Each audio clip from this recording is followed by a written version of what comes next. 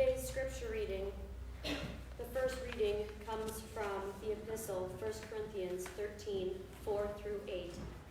Listen for the word of the Lord. Love is patient.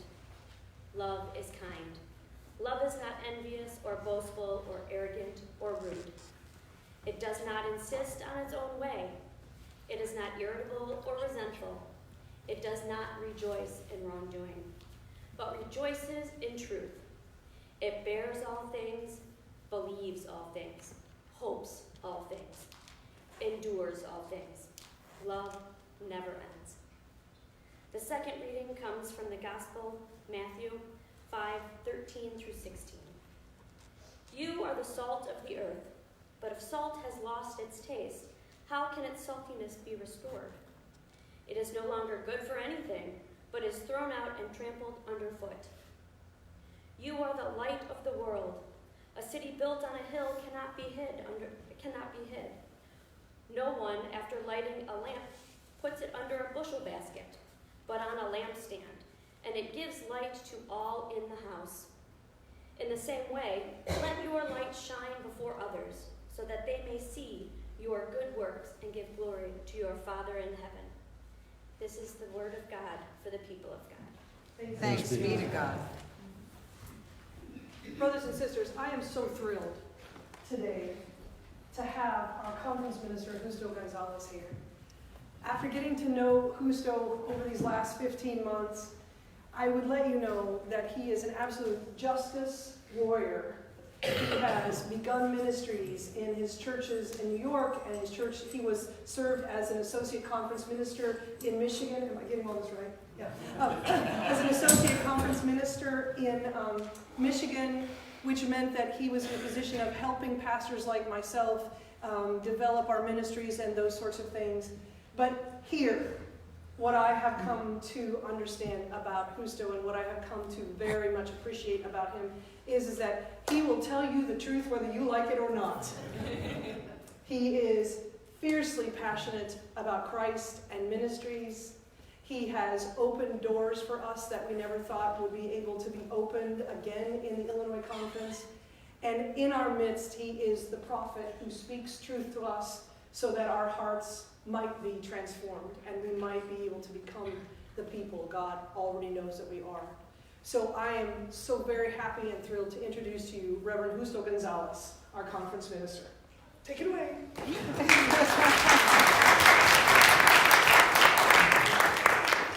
Good morning. She built me up so much that if it sucks,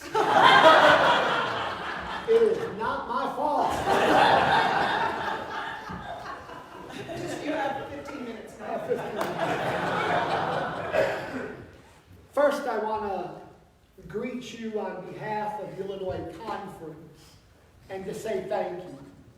I think one of the things that we have forgotten as a society is to thank people for what they don't have to do, but they choose to do. And for some of us, it has become an assumption that you have to do certain things or that I have to do certain things. And the reality is, I don't have to do anything. I choose.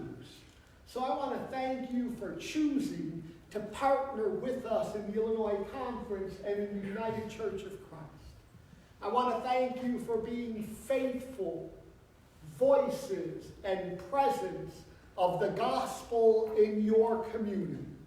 I recognize and I understand that that looks differently in different places, but I thank you for being who you are in this community and in this time. And I also want to thank you for your financial support and contribution to our church-wider mission, or OCWM, which quite frankly allows me to be here, but it also allows us to help seminarians, to fund new churches, to be able to be present and fund creative new things, and to be the light unto the gospel of the world. So de mi corazón, from the bottom of my heart, I sincerely thank you y le doy gracias. Thank you. So, if you haven't figured it out yet, I'm Latino. Though I describe myself as a PRWB. Anybody? Puerto Rican white boy.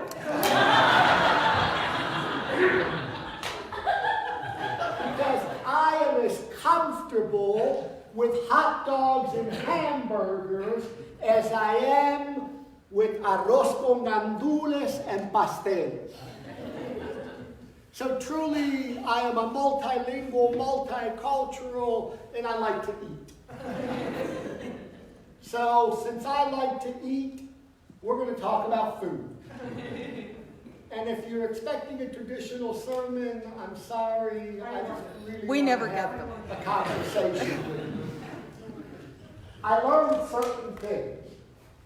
One of the things that I learned from mi madre, or my mother, was that this table, this holy table, is a place of profound welcome for all of God's people.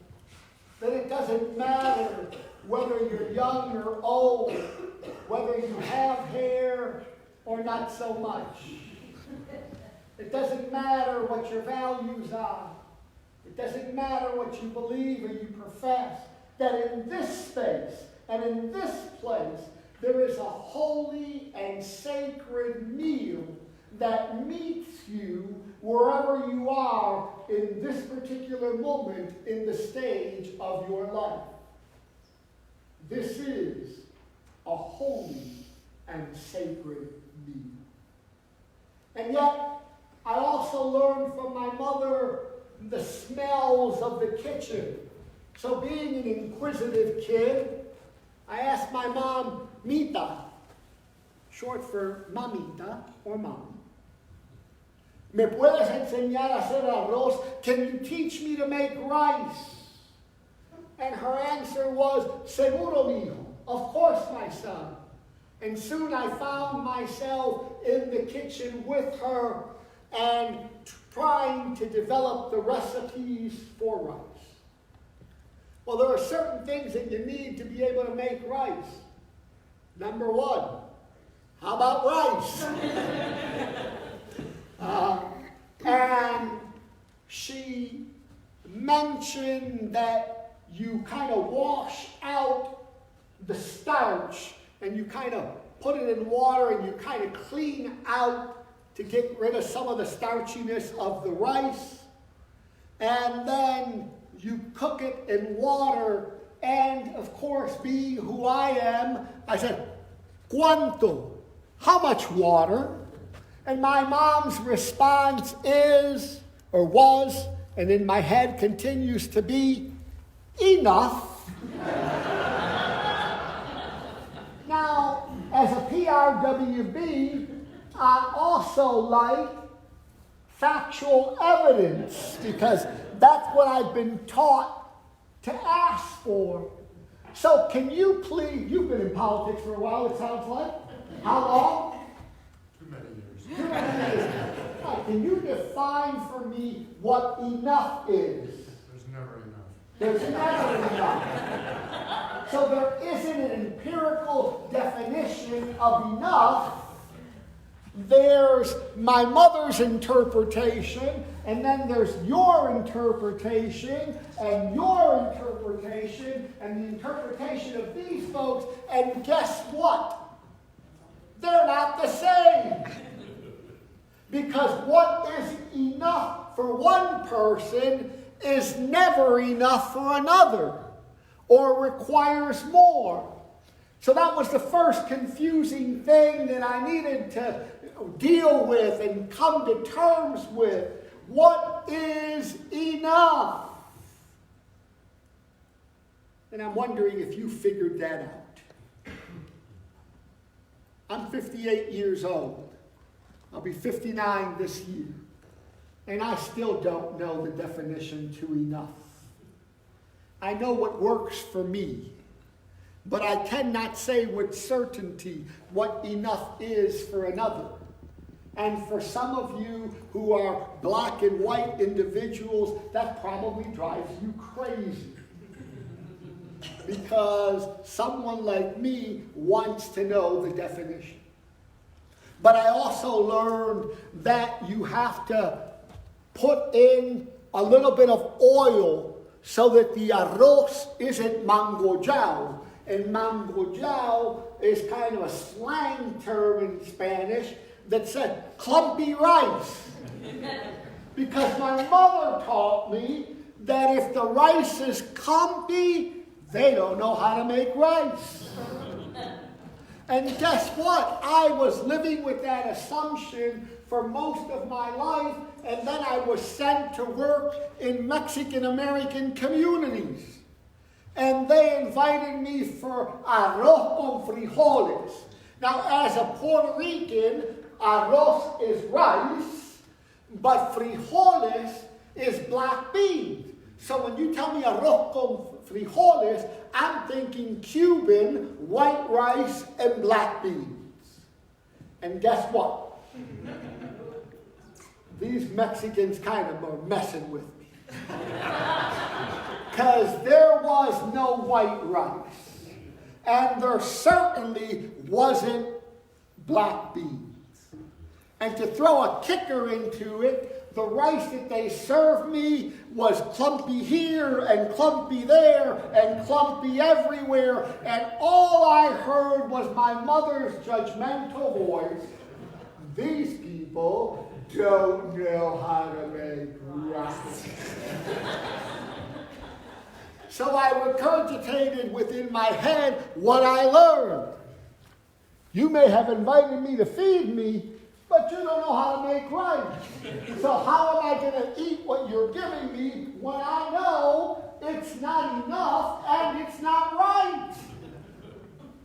Because we all have predetermined definitions for things and standards that we know in our head. And we might do the fake smile thing as we're saying, how am I going to get through this? This isn't what I expected. This isn't what you told me about.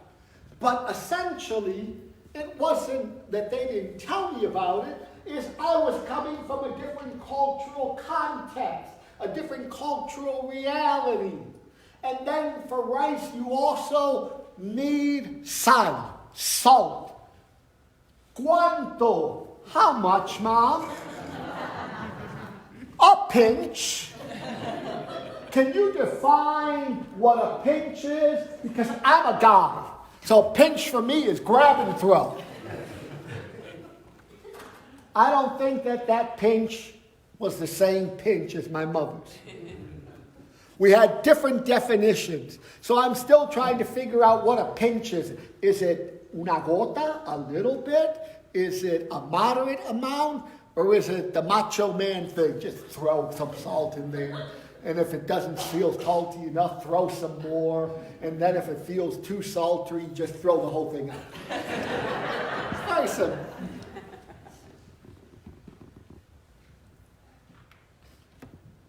We all come from our own understanding.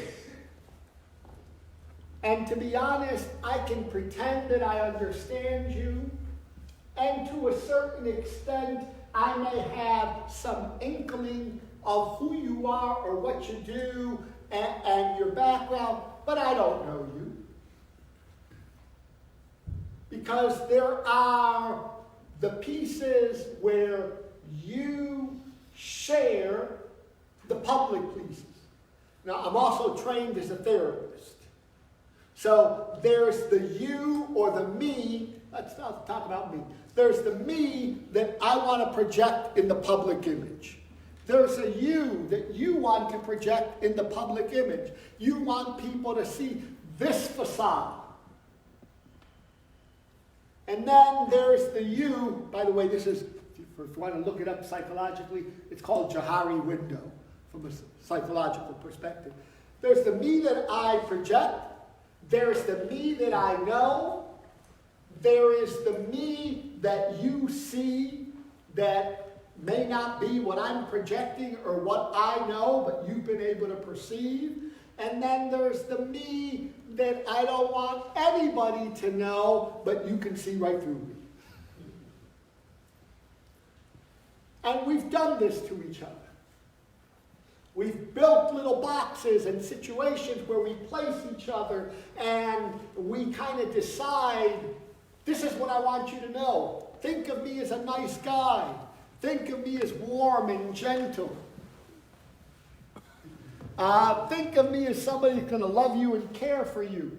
But do I do that all the time? Do you do that all the time? Anybody see Pope Francis a couple of weeks ago smack that woman's hand?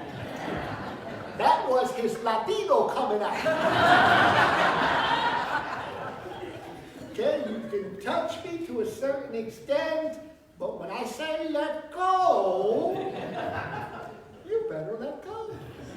And if not, we're just going to slap you around with that Latino. I bless you in the name of the Father and of the Son and of the Holy Spirit. So my sisters and brothers, I want to talk to you about food. Each one of you has a spice that you enjoy in your life. So let me take a minute, please. Tell me, what are the spices that move your soul? Okay, this isn't Final Jeopardy.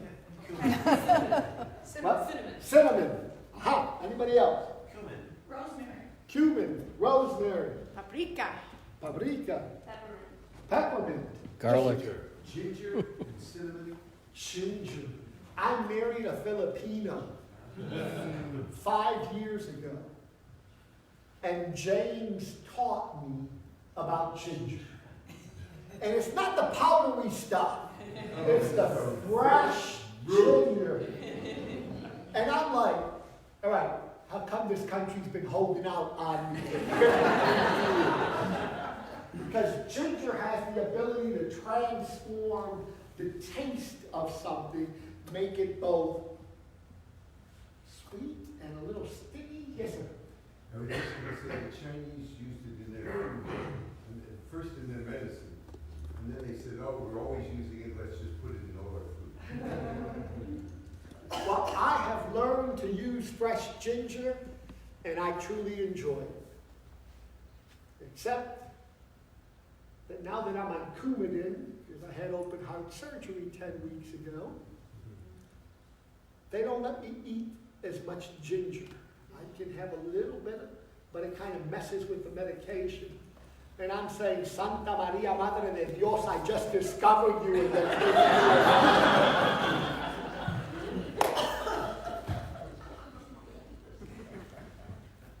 So each one of you is, let me suggest, each one of you is a spice.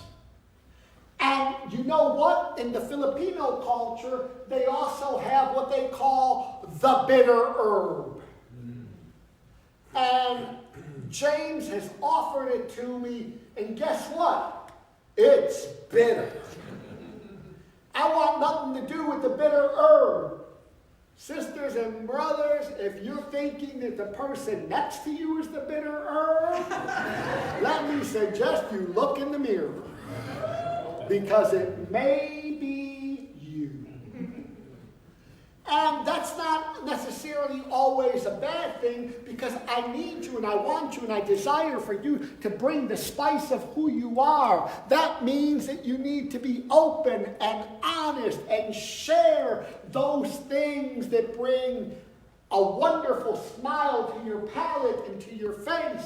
Yet, just because I cook a mean chicken adobo Filipino food doesn't mean that everyone appreciates it. I don't understand why, but they don't necessarily enjoy everything that I enjoy. And in the church, we've got that issue. Some people dare to say, well, I was here and in the kitchen long before you just got here and became a member. So if we're going to cook a meal, we're using my recipe. And here are my ingredients. And what I need you to do is do what I need you to do, and don't ask too many questions. That is not church. That is not family. That is not cooking to create a meal together. I want to invite you to use your saltiness to dare to create. But also, as you dare to create, I want you to recognize that these folks over here may want to create something differently. That's what we call conflict. Because everyone knows that Great-Grandma Betty's recipe for chicken soup is the most phenomenal recipe.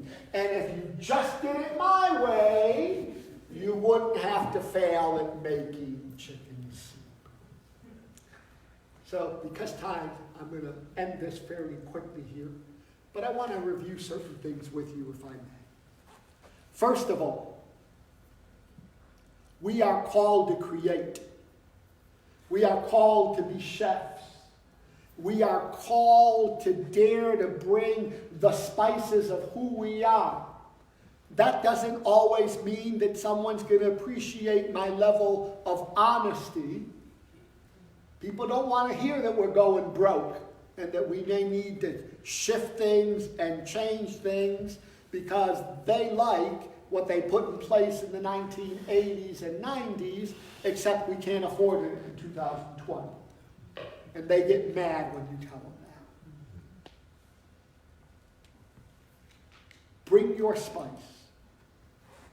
But I'm going to ask you, please, leave your recipes at home. Whether it's grandma's, yours, or somebody else's, leave it at home. And I'm going to invite you as a church community, find one spice.